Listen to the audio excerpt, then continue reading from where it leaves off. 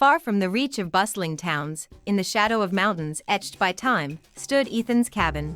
A lone sentinel against the vast Oregon wilderness, it was a place stripped of distractions, where the silence pressed against the walls like an unseen weight. Ethan had chosen this life, or perhaps it had chosen him, a refuge from the world he no longer wished to confront. To the outside eye, he seemed content, his days measured by the rhythm of the river. But peace is a fragile thing, and Ethan's was bound to the delicate threads of denial. He'd cast his line into the current not for the thrill of the catch, but for the moments of stillness it offered, moments when the ache of memory receded, if only slightly. This was no ordinary solitude. It was a truce with the ghosts of his past, an arrangement precarious and fleeting. He knew the river well enough to understand it held no promises, only the unrelenting truth of its flow. And yet, each morning, Ethan stood at its edge, daring it to speak. What was he seeking? Redemption? Understanding? Or merely escape? Perhaps even Ethan didn't know. But in the quiet before the first cast, the questions lingered like shadows in the mist. Memory is a strange and fickle thing, shaped as much by what we forget as by what we remember. Ethan's childhood unfolded in flashes, moments sharp enough to leave scars, but blurred at the edges, as if his mind had softened them to survive.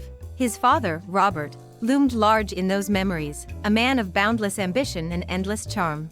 To the world, he was a celebrated novelist, a storyteller who could weave fiction into gold.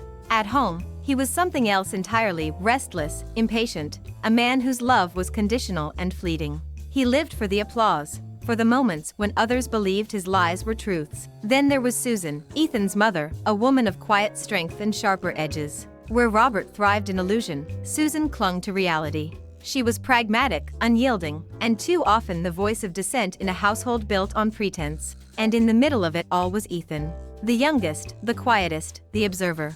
His brother, Mark, had long since detached, finding solace in pursuits far removed from fishing and family.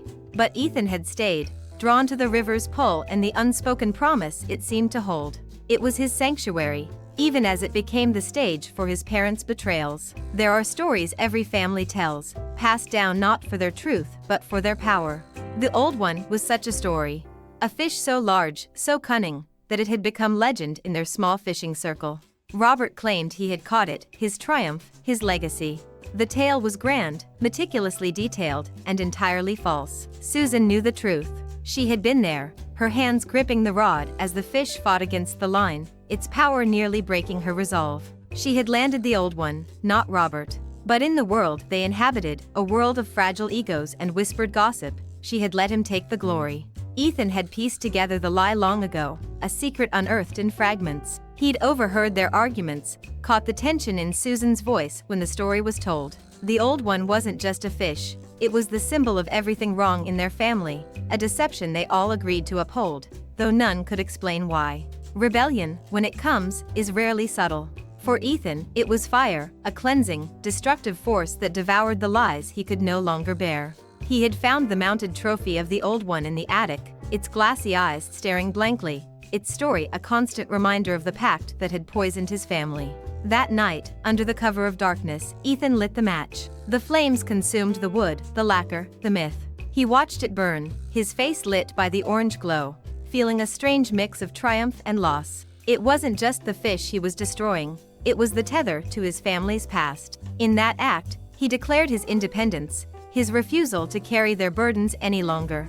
But freedom comes at a cost, and as the embers died, Ethan realized he had severed more than just the lie. He had burned the bridge to everything he had once called home. The river is both giver and taker, its currents weaving life and death into a seamless dance. Ethan had always understood this, but he wasn't prepared for what the river delivered that morning. A body, pale and lifeless, tangled in the reeds near his cabin. The man was old, his face lined with years of toil, his hands calloused from a lifetime of fishing. Ethan didn't know him, but the sight struck a chord, a grim reminder of the fragility of the life he had chosen. As he stood there, staring at the man who had been claimed by the water, a voice broke the silence. "The river takes what it needs," it said, soft and measured. Ethan turned to see a figure, Thomas. A philosopher, a wanderer, a man whose presence felt both sudden and inevitable. Thomas would become a fixture in Ethan's life, a guide and a challenger. But in that moment, he was simply a stranger with a truth Ethan wasn't ready to hear. Thomas had a way of speaking that lingered, his words curling in the mind like smoke. He talked of fishing not as a pastime but as a philosophy, a reflection of the soul's search for meaning. He called it the rod of the soul, a tool not for catching fish but for understanding oneself. Ethan listened, skeptical but intrigued. Thomas spoke of the river as a mirror, its surface revealing truths only the brave could face. "What are you fishing for, Ethan?" he asked one evening, his eyes fixed on the horizon. Ethan didn't answer. He didn't know. But the question stayed with him, whispering in the quiet moments, pulling at the edges of his thoughts. The rod of the soul. The idea was absurd, yet it resonated. Perhaps the river had always been more than water and fish. Perhaps it was a path, a way forward, or a way back. Ethan wasn't sure, but he knew one thing: he couldn't stop casting his line. The river, at its core, is a paradox, eternal yet ever-changing, a place of both isolation and revelation. Ethan had always seen it as his confidant, its quiet constancy a balm for his restless soul. But that day, something shifted. She arrived not with words, but with presence. Olivia was a ripple in his still water, an intrusion as unsettling as it was magnetic. She moved like someone born to the river, her steps precise, her gaze steady. She didn't just exist there, she belonged. For a man who had spent years avoiding connection, her arrival was a disruption he hadn't anticipated. Ethan felt a pull, faint but undeniable, toward the stranger who seemed as much a part of the landscape as the rocks and the trees. Yet, as quickly as she appeared, she vanished, leaving only questions in her wake. Who was she? A wanderer, a dream, or something else entirely? Ethan couldn't say, but the river felt different now. Its solitude, once a comfort, had begun to feel like a void. And in that void, her absence echoed. Scene 8. The spiral solitude has a way of amplifying loss, even when the loss is ill-defined. Olivia's disappearance was not a loss in the conventional sense. She had been a stranger, a fleeting moment in the vastness of Ethan's life. And yet, her absence gnawed at him, opening wounds he hadn't realized were there. He turned to the bottle, as he often did when the silence grew too loud. The burn of whiskey offered a temporary reprieve, dulling the edges of the thoughts that clawed at his mind. What had drawn him to her? And why had her departure left such a void? Thomas, ever the observer, saw the unraveling before Ethan could name it. The philosopher didn't chastise or console. He merely posed his questions, each one a stone dropped into Ethan's turbulent waters. "What are you running from, Ethan?" Thomas asked one evening, his tone neither accusatory nor kind. The question lingered, as Thomas's questions always did, but this time, it brought no answers, only the weight of a truth Ethan wasn't ready to confront. Hope is a peculiar thing, fragile yet tenacious. For Ethan, it took the form of a newspaper article, a chance to cast a line into the vast unknown and hope for a response.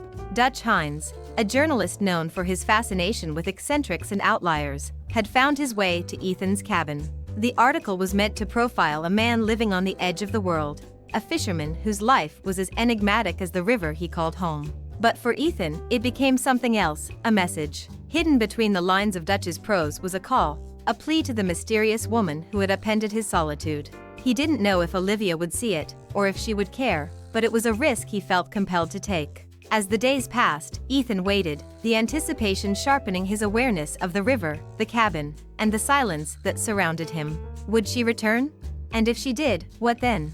The questions were as persistent as the current, pulling him toward answers he couldn't yet fathom. She came back as suddenly as she had disappeared, her presence once again transforming the air around her. Olivia stood at the edge of Ethan's world, a figure who seemed both familiar and foreign. This time, she spoke, not with words, but with gestures, with the quiet confidence of someone who had already decided where she belonged. She revealed things about herself, bits and pieces that felt like bait on a hook, enough to intrigue, but not enough to satisfy. And then she said it, she had been watching. Not in a way that felt invasive, but in a way that suggested she had been searching for something, too. What had drawn her to him? Was it his solitude, his philosophy, or something deeper, something unspoken? The answers were elusive, like fish slipping through a net, but they didn't matter. What mattered was that she was here, and for the first time in years, Ethan felt the faint stirrings of something he thought he'd lost: connection. Trust is a delicate thing, built slowly but destroyed in an instant. Ethan had begun to trust Olivia, to see her not as an intruder but as an ally, a kindred spirit. But trust, like the river, is unpredictable.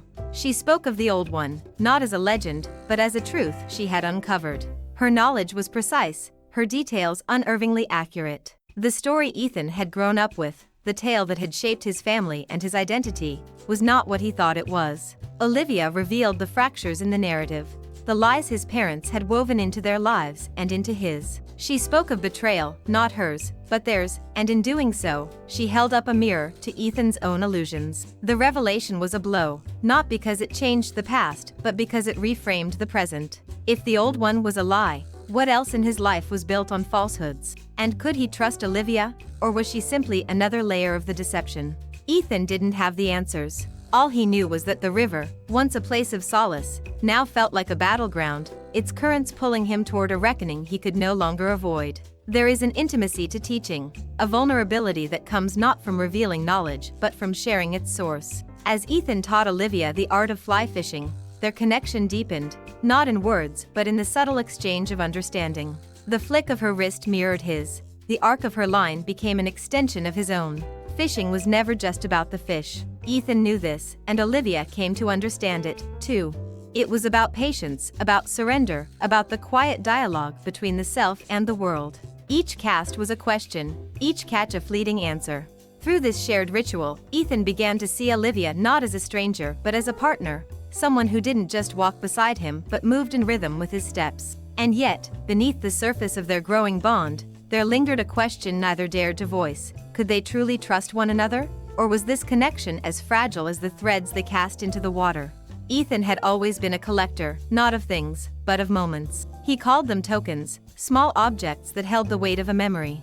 A feather from a rare bird, a stone worn smooth by the river, a fragment of driftwood shaped like an open hand. He shared this with Olivia, showing her how these tokens became anchors, reminders of the day's triumphs and trials. They were not trophies, they were reflections, tangible pieces of a life lived in quiet contemplation. For Olivia, the tokens became something more. They were a way to understand Ethan, to see the world as he did, through the lens of a man who found meaning in the smallest details. But they were also a window into his pain, each one carrying a hint of the losses he couldn't yet articulate. As they exchanged tokens, their relationship became a tapestry, each thread woven with care and caution. But no tapestry is without its flaws, and in the quiet moments, Olivia couldn't help but wonder, what tokens did Ethan keep hidden, and what stories did they tell? There is a poetry to risk, a beauty in the audacity of defying the odds. The king salmon, a creature of mythic proportions, was not just a fish, it was a challenge, a symbol of something larger than itself. For Ethan, it represented the unknowable, the ungraspable, the soul of the river made flesh. When he spoke of his plans to catch it, Olivia listened with equal parts awe and apprehension. The line he intended to use was fragile, almost impossibly so, a deliberate choice that mirrored his philosophy. Strength is not in the material but in the will. The plan was not without its dangers. A fish of that size and power could snap the line, or the fisherman, without a second thought. But for Ethan, the risk was the point. To attempt the impossible was to confront the limits of one's own courage and resolve. As they prepared, the air between them was charged, heavy with unspoken fears and unacknowledged hopes. The river seemed to sense it, its current slower, its voice quieter, as if it, too, was holding its breath. The moment was coming, and with it, the question that had haunted Ethan for years. What would he find at the end of the line? Some storms announce themselves with thunder, others arrive in silence, their power no less devastating. Susan's arrival at the cabin was the latter, a presence that filled the space with an unspoken tension. For Ethan, it was a rupture. The cabin, his sanctuary, had been breached, and with it, the fragile equilibrium he had fought to maintain. His mother, the keeper of secrets, the architect of truths he had spent years unraveling, was now here, standing in the very place he had built to escape her. Susan's reasons for coming were unclear, her intentions hidden beneath the layers of a practiced composure. But her presence spoke volumes. She had followed him, not just physically but emotionally, dragging the weight of their shared history into a space that could no longer contain it. The river, always a silent witness, seemed to grow louder, its current pulling at the edges of the past. Susan's arrival was not just a visit, it was a reckoning, a confrontation Ethan could no longer avoid. And at the center of it all was the question that had haunted him since childhood. Could love and betrayal coexist, or were they always destined to destroy one another? Truth, when it comes, is rarely gentle. It arrives like a flood, tearing through the walls we've built to contain it, leaving us exposed and unmoored. Susan's revelation was no different. She spoke of Olivia, of the connections Ethan hadn't seen, of the patterns he had refused to acknowledge. Her words were sharp, each one a cut, each one a piece of a puzzle Ethan hadn't realized he was holding. But it wasn't just about Olivia. Susan's confession reached deeper, into the heart of their family, into the betrayal that had shaped them all. The old one was not just a lie. It was a symptom of something far more insidious, a web of deceit that had ensnared them all, leaving no one untouched. For Ethan, the ground shifted. The truths he had clung to, the stories he had told himself to survive, were now suspect. And in their place was a void, a space filled with questions he wasn't sure he wanted answered. Susan's revelation was not just a moment of clarity. It was an unraveling, a dismantling of the life Ethan had built. And as the pieces fell away, he was left with one undeniable truth: nothing would ever be the same. Conflict, at its core, is a collision of truths. For Ethan, Olivia, and Susan, the cabin became a crucible, a place where their stories intersected and collided, each one challenging the other's validity. The air was heavy with accusation, with regret, with the weight of words spoken too late and truths revealed too soon. Each of them carried their own burdens, their own versions of the past, and in that moment, the lines between victim and perpetrator blurred. Ethan, caught between the two women, found himself questioning not just their motives but his own. What was he fighting for? Redemption? Justice? Or was it simply the hope of finding a way forward, a path that didn't lead back to the river's edge, alone and untethered? The confrontation was not about resolution, it was about survival. And as the storm inside the cabin raged, each of them was forced to confront the question that had brought them there. How far would they go to protect the truths they had built their lives upon? The river was calm, its surface unbroken, its voice muted. Ethan stood alone, his line cast into the water, not for a catch, but for clarity. The tokens of his past lay scattered, their weight no longer unbearable but simply present, like stones in his pocket. He didn't know what the future held. Perhaps Olivia would return, or perhaps she wouldn't. Perhaps his mother's truths would reshape him, or perhaps they would simply linger, unanswered. But for the first time in years, Ethan felt the pull of the current not as a threat but as an invitation. The river would continue to flow, with or without him. And in its endless motion, he found a strange kind of peace. The question was no longer what he was fishing for. It was whether he was ready to let the river take him where it would.